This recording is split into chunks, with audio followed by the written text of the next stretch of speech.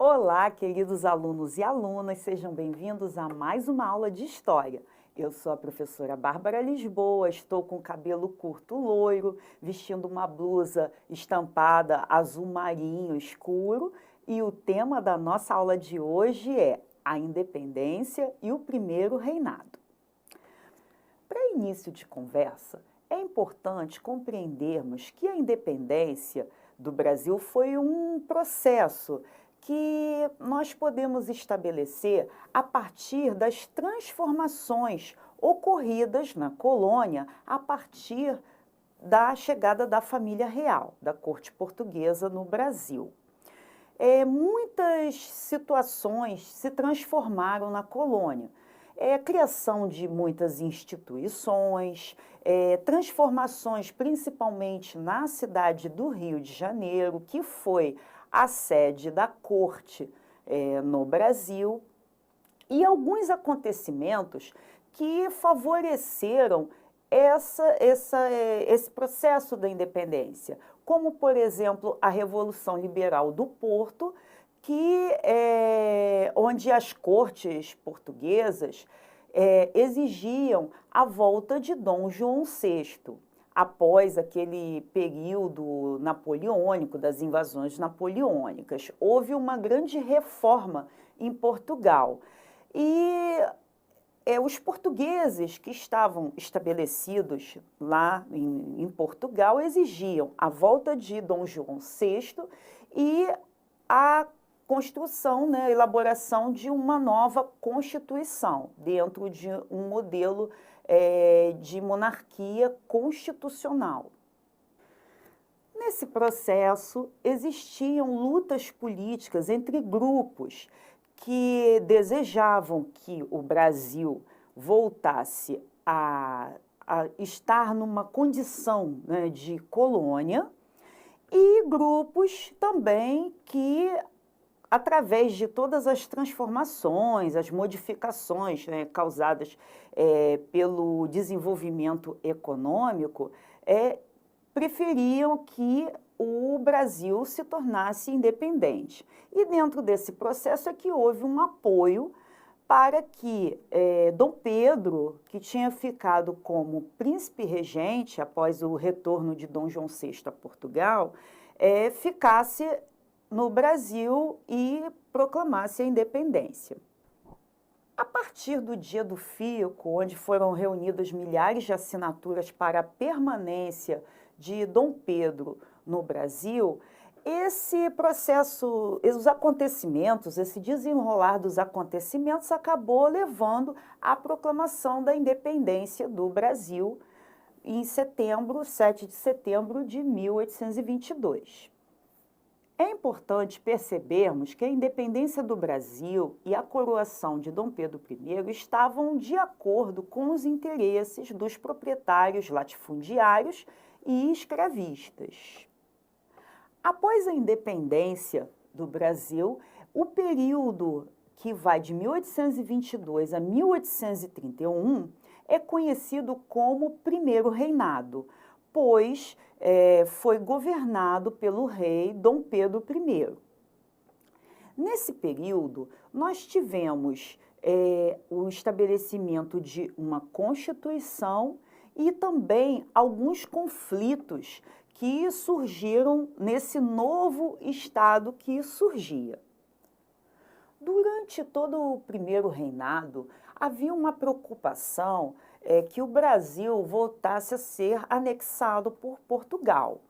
E havia também grandes conflitos políticos entre grupos socioeconômicos dominantes, vigentes nessa sociedade. Então, foi um momento muito conturbado, inclusive tiveram também alguns conflitos, algumas revoltas e movimentos também de resistência a essa independência. Nesse momento, logo no pós-independência, era necessário a construção de todo um aparato administrativo. E iniciou-se o processo de elaboração da primeira Constituição do Brasil. Vocês se lembram o que é uma Constituição? A gente pode entender que a Constituição é um código de leis máximas, né, que regem um país. Só que a nossa primeira Constituição, ela foi estabelecida de forma bem diferente da nossa Constituição atual. A nossa Constituição atual, ela foi elaborada de uma forma bem diferente do que a nossa primeira Constituição, pois a nossa Constituição, que vigora, que é a nossa Constituição considerada Constituição Cidadã, ela foi promulgada, ou seja, ela foi o resultado de votações e debates entre deputados e senadores para leis que favorecessem a nossa sociedade. Já a nossa primeira Constituição, não. Ela foi outorgada, ou seja, ela foi imposta por Dom Pedro I e um grupo selecionado de políticos que estavam de acordo com seus próprios interesses. O clima de elaboração dessa Constituição foi bem tenso, porque Dom Pedro, quando reuniu a Assembleia Constituinte, ocorreram severos debates e, por isso, Dom Pedro I acabou dissolvendo a Assembleia Constituinte. A Assembleia Constituinte foi o palco de disputas entre as elites conservadoras e liberais, moderados e radicais, e atritos com o imperador Dom Pedro I. Com o fechamento da Assembleia Constituinte, houve um grande descontentamento em todo o país.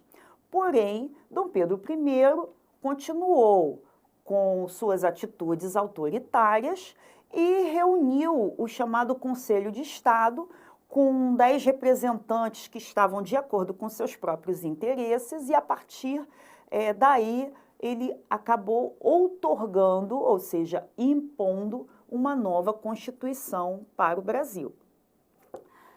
Entre as características dessa Constituição, que foi outorgada em 1824, nós podemos destacar uma monarquia constitucional, porém com características autoritárias, a divisão dos poderes em 4, sendo o legislativo, o executivo e o judiciário, e o moderador, ainda que estava acima desses outros 3 poderes. Esse poder moderador era exclusivo do imperador, que tinha até o direito de dissolver algumas decisões que vinham dos outros poderes. Além de tudo, as províncias não tinham autonomia administrativa, e sem contar que o voto era censitário e dividido em 2 momentos. O voto censitário quer dizer que você precisava ter uma determinada renda para poder votar, e uma renda maior para poder também se tornar candidato. Ou seja, a política acabava favorecendo os grandes proprietários, grandes latifundiários, pessoas que ocupavam os cargos políticos importantes.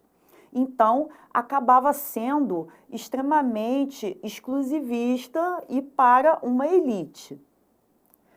Além de tudo, o cargo de senador era vitalício, a Igreja Católica era a religião oficial, sendo que havia um regime de padroado onde o imperador Dom Pedro I podia interferir nas decisões da Igreja. Aqui nós podemos ver um breve resumo do que estabelecia essa Constituição de 1824.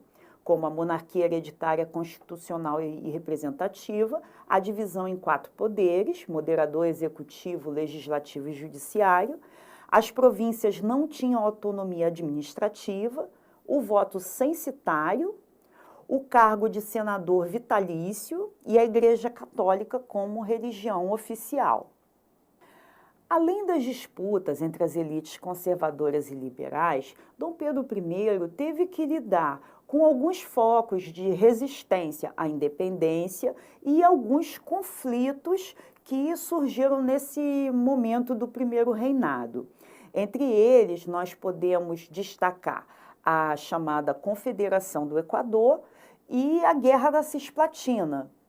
No que se refere à Confederação do Equador, líderes pernambucanos, apoiados por líderes de províncias da Paraíba, Rio Grande do Norte, Maranhão, proclamaram a República no Nordeste. Muitos participantes do movimento foram presos pelas tropas do Exército Imperial e líderes como Frei Caneca foram executados. No que se refere à Guerra da Cisplatina, que ocorreu entre 1825 e 1828, é importante ressaltarmos que essa região ela foi anexada pelo Reino Unido de Portugal e Brasil em 1821, só que moradores nunca aceitaram o domínio luso-brasileiro. Os revoltosos se aliaram à República das Províncias do Rio da Prata, hoje é a Argentina, e Dom Pedro I declarou guerra ao governo de Buenos Aires. O conflito ele só acabou em 1828 com o reconhecimento da província cisplatina pelo governo brasileiro como livre e a região passou a se chamar República Oriental do Uruguai. Por conta das graves crises políticas, econômicas e sociais que ocorreram durante o primeiro reinado, agravados também com alguns acontecimentos, como a morte do jornalista Líbero Badaró, que acabava sendo um grande crítico desse reinado de Dom Pedro, e essa morte ter sido ocasionada por admiradores de Dom Pedro I, isso acabou agravando e causando uma grande impopularidade a esse governo de Dom Pedro I, o que levou à sua abdicação. Um conflito que precedeu esse acontecimento da abdicação, ou seja, ele abriu mão do trono a favor de seu filho, que ainda era criança, foi o acontecimento da Noite das Garrafadas, onde portugueses e brasileiros tiveram um grande conflito e agressões nas ruas. Então, nós podemos concluir que essa abdicação de Dom Pedro I em 1831 teve relação com a sua impopularidade em vários setores sociais, por consequências também do seu autoritarismo e dele não ter conseguido controlar as crises econômicas, sociais e políticas que surgiram nesse momento do primeiro reinado. Agora vamos ao nosso desafio? Na figura ao lado, vemos a capa da Constituição de 1824 com o brasão da monarquia. Baseado na videoaula que você assistiu, vamos refletir. Que diferenças podemos encontrar entre a Constituição de 1824 e a nossa Constituição atual? A Constituição de 1824 permitia a Dom Pedro I governar de maneira autoritária? Nossa videoaula vai ficando por aqui. E não deixem de acessar o nosso material Rio Educa com o auxílio do seu professor ou da sua professora. E também não deixem de assistir a nossa próxima videoaula. Até breve!